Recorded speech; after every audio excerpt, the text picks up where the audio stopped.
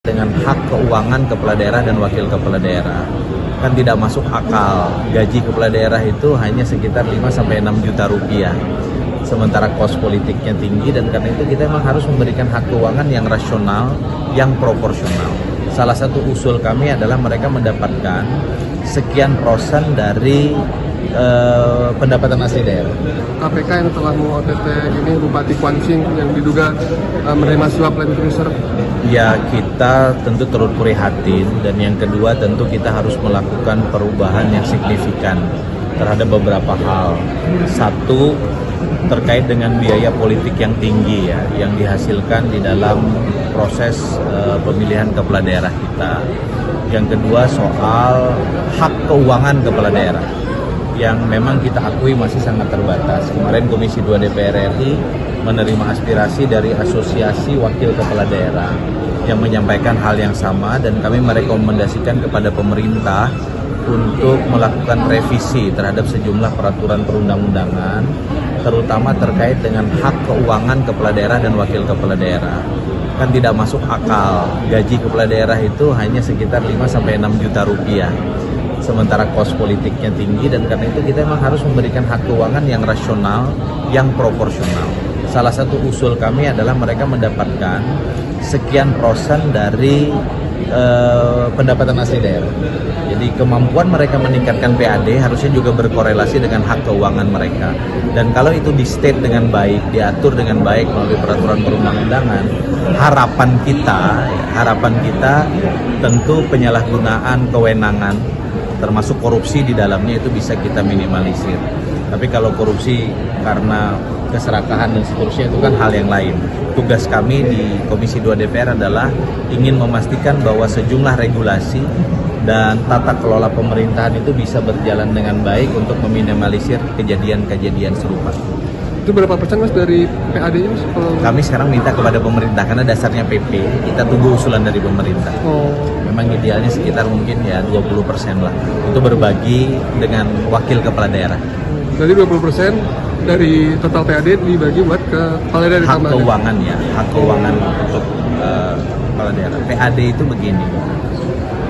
Jadi 90% provinsi kabupaten kota di Indonesia itu kan belum mandiri secara fiskal. Rata-rata fiskal mereka atau pendapatan asli daerah mereka itu berada di angka di bawah 30% dari APBD-nya. 70%-nya adalah transfer keuangan daerah. Nah, yang saya sampaikan tadi PAD. Ya, PAD ya. Sehingga nanti kita lihatlah proporsinya. Kalau kayak Jakarta PAD-nya udah 60%, ya tentu nggak boleh 20%, kegedean. Jadi sesuai dengan proporsinya, ada klasterisasinya tentu kita bangun. Prinsip dasarnya kita ingin memberikan hak keuangan yang proporsional, yang masuk akal ya, kepada para kepala daerah, agar kita juga bisa melakukan pencegahan terhadap ini. Nah, mudah-mudahan nanti Kemendagri juga bisa berkoordinasi dengan BPK, dengan KPK ya, untuk merumuskan hal ini, agar jangan sampai juga ini menjadi dalam tanda kutip semacam corruption yang terlembagakan melalui peraturan. Terkait ini Bupati dari Purwakarta lagi viral bikin video bikin lagu yang soal saya nggak pernah dengar, jadi saya nggak bisa komen. Iya, ya, saya bisa komen yang saya paham aja. Apalagi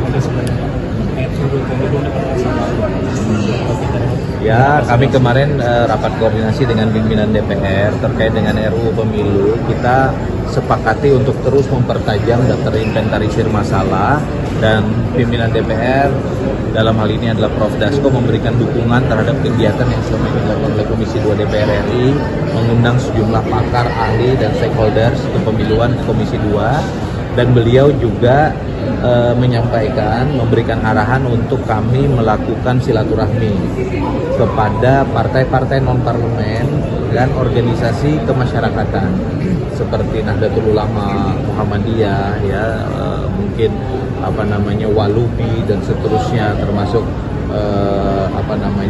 organisasi-organisasi keagamaan Kristen dan seterusnya, untuk kita menyerap aspirasi dan bisa melihat bagaimana ekspektasi serta konsep yang diberikan oleh partai-partai non-parlemen dan organisasi-organisasi tersebut terkait dengan blueprint kepemiluan dan demokrasi kita. Apakah Kami yang datang. Kami yang akan safari. Safari kapan Bang? Sekarang kita lagi menunggu jadwal Bang Dasko.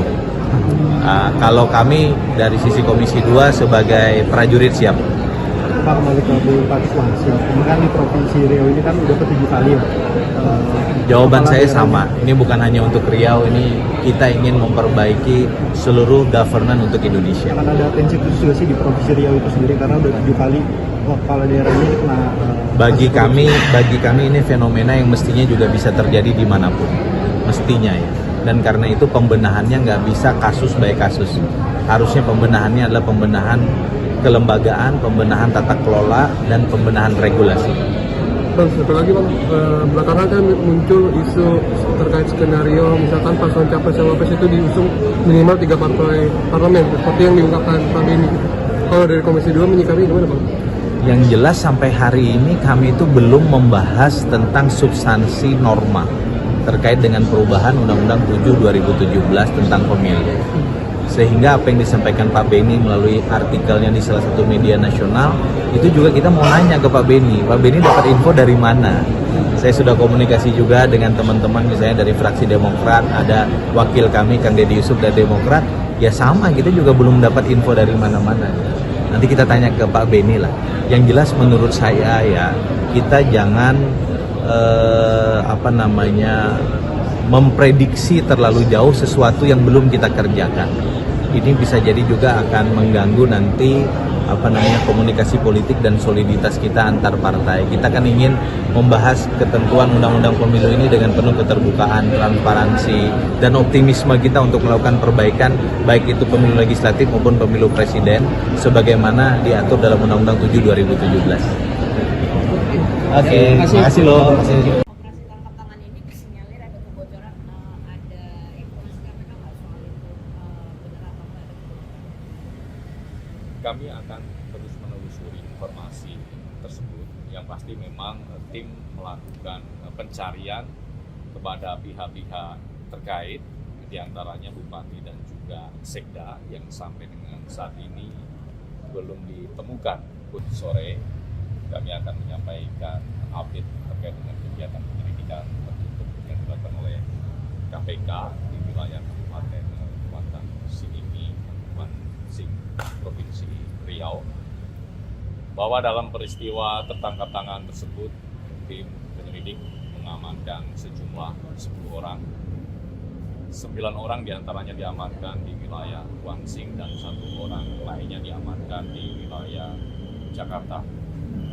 Dari 10 orang tersebut, KPK kemudian membawa ke gedung KPK Merah Putih dilakukan pemeriksaan secara intensif kepada sejumlah 5 orang, yaitu 3 orang dari pihak swasta, 1 orang merupakan PNS di Kabupaten Kuansing, dan 1 orang lainnya adalah pihak keluarga dari penyelenggara negara atau PN di Kabupaten Kuansing. Selain mengamankan para pihak, tim juga mengamankan barang bukti dalam peristiwa tertangkap tangan ini, yaitu barang bukti elektronik berupa transaksi keuangan. Selain itu juga tim mengamankan 1 unit kendaraan roda 4 yang diduga menjadi instrumen suap yang dilakukan oleh para pihak tersebut. Adapun perkara ini diduga berkaitan dengan dugaan suap untuk suatu jabatan di Kabupaten Kuansing. Selain itu, pada kesempatan ini kami juga ingin menyampaikan KPK mengimbau kepada Bupati dan Sekda Kabupaten Kuansing agar kooperatif dan menyerahkan diri ke KPK karena keterangan dari Bupati dan juga Sekda dibutuhkan dalam proses hukum yang sedang berjalan di KPK saat ini. Mungkin itu dulu, teman-teman silakan. Dalam OTT ini juga KPK menyegel 6 ruang kerja di Pemkab Kuansing dan 1 ruangan milik Ketua DPRD Kuansing. Apa benar, Mas? Dalam rangkaian kegiatan penyelidikan tertutup ini, benar bahwa tim juga melakukan pemasangan KPK lain di sejumlah titik. Artinya ketika ini nanti sudah bergulir pada tahap penyidikan, maka KPK melalui penyidik akan melakukan upaya paksa penggeledahan di sejumlah titik yang sudah dipasang KPK lain tersebut. Tentunya kegiatan penggeledahan adalah untuk memperoleh bukti-bukti tambahan untuk memperkuat alat bukti dalam penyidikan perkara ini. Dan dari rangkaian penyelidikan tertutup ini, sore tadi sudah dilakukan ekspos dan pimpinan sudah memutuskan bahwa perkara ini naik ke tahap penyidikan. Sehingga dalam proses atau tahap penyidikan ini, KPK kemudian nanti akan menetapkan para pihak sebagai tersangkanya. Mas, operasi tangkap tangan ini disinyalir ada kebocoran, ada informasi KPK nggak soal itu, benar atau nggak ada kebocoran? Kami akan terus menelusuri informasi tersebut. Yang pasti memang tim melakukan pencarian kepada pihak-pihak terkait, diantaranya Bupati dan juga Sekda yang sampai dengan saat ini belum ditemukan posisinya. Sehingga kami mengimbau dalam kesempatan ini kepada Bupati dan juga Sekda Kuansing untuk kooperatif menyerahkan diri ke KPK sehingga proses hukum yang sedang berjalan bisa dilakukan secara efektif. Mas, terkait pemeriksaan itu hari ini, Mas, apa aja, Mas? Sebentar, kita ke Rio. Per malam ini Bupati dan Sekda Kuansing sudah menyerahkan diri. Keduanya tiba di gedung KPK Merah Putih sekitar pukul 21.17 waktu Indonesia Barat. Saat ini keduanya langsung menjalani pemeriksaan secara intensif.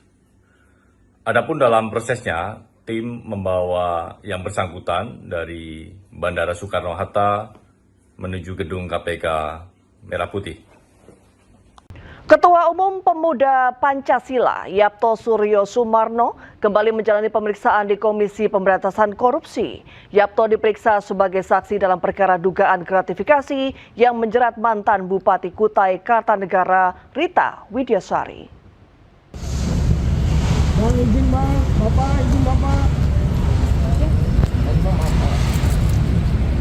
Yapto Suryo Sumarno tiba di gedung KPK Jakarta sekitar pukul 9 pagi, didampingi penasihat hukumnya.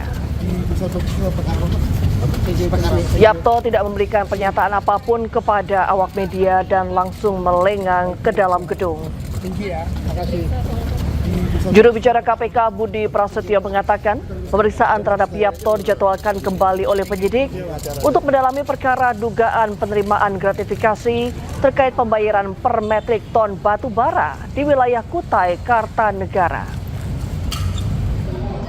Dalam pemeriksaan tersebut, penyidik akan menelusuri sejumlah aset yang diduga berkaitan dengan penerimaan gratifikasi oleh tersangka. Selain itu, penyidik juga mendalami kemungkinan adanya unsur tindak pidana pencucian uang.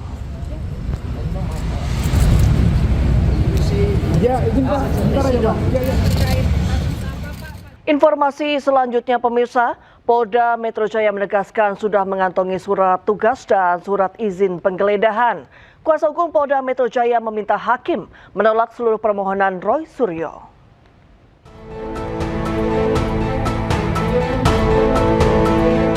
Sidang pra-peradilan Roy Suryo Selasa pagi, Polda Metro Jaya dan Kejari Jakarta Selatan sebagai termohon memberikan jawaban. Tim bidang hukum Polda Metro Jaya menyatakan penyidik telah menjalankan seluruh proses sesuai Kitab Undang-Undang Hukum Acara Pidana atau KUHAP terhadap penindakan kepada Roy Suryo. Penggeledahan rumah Roy Suryo dilakukan berdasarkan penetapan Pengadilan Negeri Tangerang. Penyidik disebut juga telah menunjukkan surat tugas dan surat izin penggeledahan. Atas dasar tersebut, kuasa hukum Polda Metro Jaya meminta hakim menolak seluruh permohonan pra-peradilan yang diajukan Roy Suryo. Termohon memperlihatkan surat perintah penahanan beserta berita acara penahanan kepada pemohon dan penasihat hukumnya serta memberikan kesempatan untuk membaca dan menandatangani dokumen tersebut. Namun demikian, baik pemohon maupun penasihat hukumnya kembali menolak membubuhkan tanda tangan.